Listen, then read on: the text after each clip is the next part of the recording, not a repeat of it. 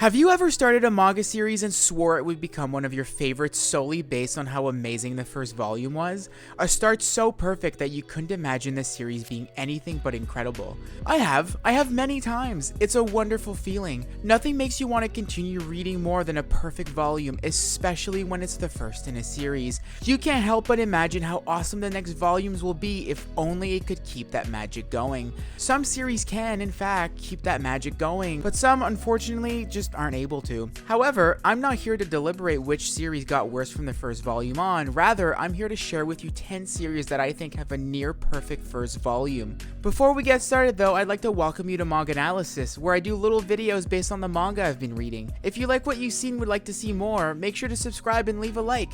Maybe even leave a comment. Let's get a conversation going. So, straight up, I'm not going to be doing full reviews of these series, not even a review of these volumes. I'm actually not even going to be talking too much about any of these books, really, which I know sounds strange. Reason being, the reason why they're great first volumes is more or less the same for all of them. They either did a really good job introducing characters I immediately felt a connection with, the premise and plot were super inviting, it made me laugh, the art was great, etc. If I had to go in depth for each of these, there'd be lots of repetition, and that's the last thing I want. Okay, finally enough said, let's do this thing. To Your Eternity. To Your Eternity is easily one of the best first volumes of any series I've ever read.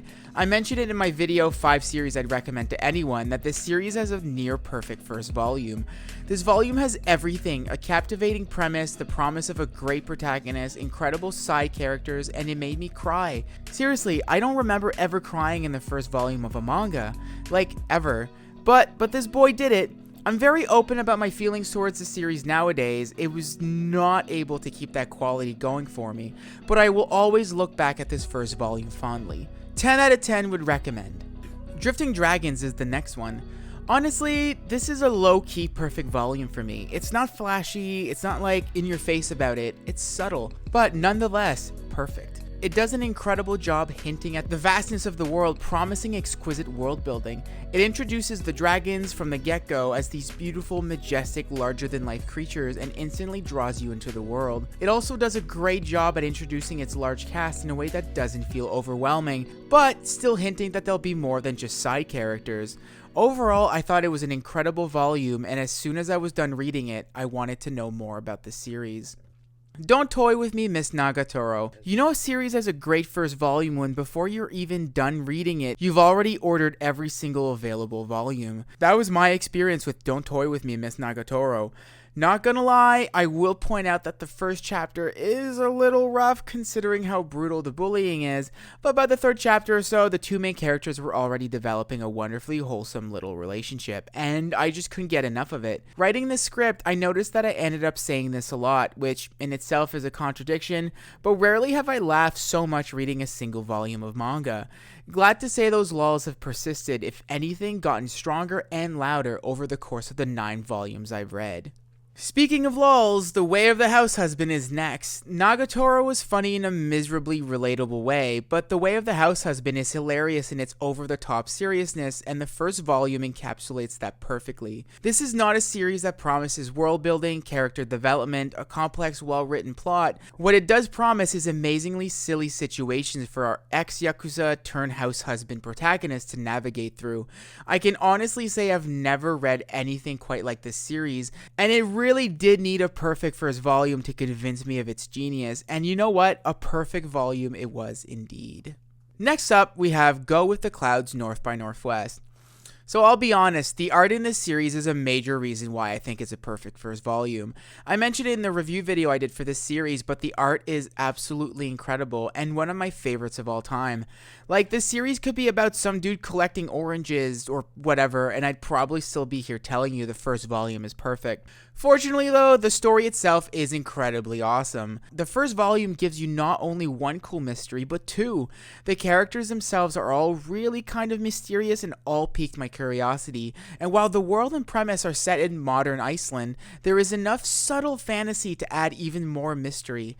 If you're into mysteries or just simply into beautiful art, this first volume is surely going to tickle your fancy. Hey, so remember when I said I've rarely read first volumes that made me laugh a lot, and then I mentioned 2 in a row? Well, I'm about to mention a third one. Mashall! Another perfect volume entirely based on how much it made me laugh. One thing Mashall doesn't have that the others did though is great art or a great setting or even a decent plot. It literally only has giant laughs and memes, and you know what? As strange as that sounds, it works. As a first volume anyway.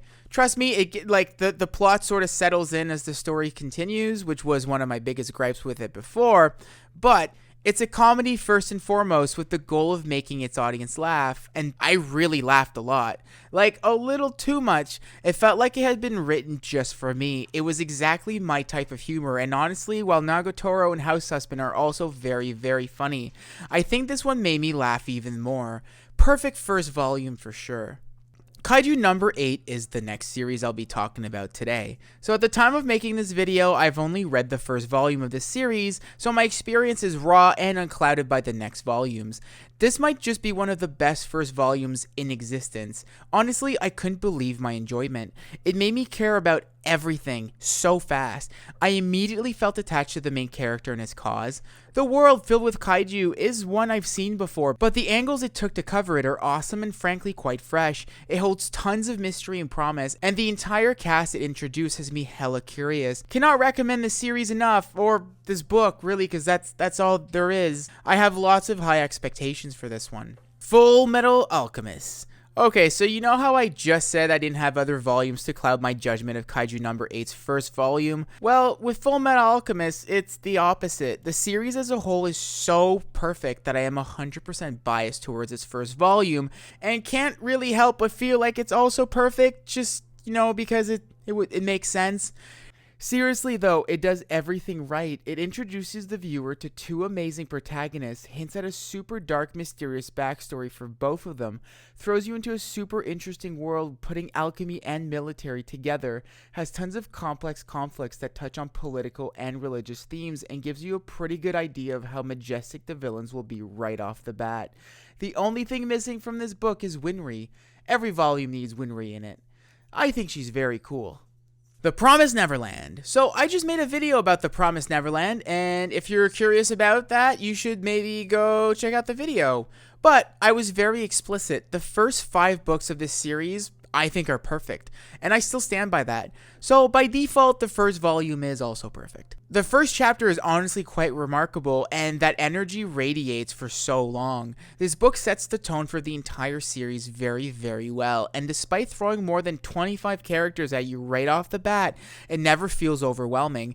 In fact, even though I knew I loved the 3 main characters pretty instantly, I wanted to get to know all the other ones. I mentioned it in the North by Northwest section, but mystery is a powerful force for me. I love a good mystery. The Promised Neverland throws so much mystery at you that there's just no way I wasn't going to fall in love with it immediately. Perfection that is maintained not only for the next volume, but for the next 4. Highly recommend it. Finally, if you've seen some of my videos, this shouldn't be a surprise. Death Note. Am I biased for this one since it is my favorite series of all time and I feel like I look at it with rose-tinted glasses? Maybe, but I don't think so. The first chapter is, in my opinion, one of the best first chapters ever written in a manga, and that strength continues throughout the entire volume. The way Light is introduced, Ryuk's big reveal, the way Light's ideals are thrown out at you as soon as he starts experimenting with the Death Note, the way the reader can immediately start to question the ethical and moral dilemmas the story presents, the way Elle and Light have their moment on live television, the bus scene, like there are so many iconic moments from Death Note that entirely happen in the first volume that I just could not mention it. Like The Promised Neverland, I'm happy to say that I think the perfection continued for more than a few volumes. Honestly, there's not a lot of things I wouldn't do to be able to read this series for the first time all over again. Well, those are 10 series that I think each have a perfect first volume. Of course, a lot of these are informed by my own taste and personal opinions, but I would encourage you to think back on some series you've read and maybe come up with 1 or 2 that you felt had a perfect volume. If you do, please comment down below. I'd love to know what series got you hooked from the first volume. Remember, if you enjoyed this video, consider subscribing. This was MangAnalysis, and I'll see you in the next one.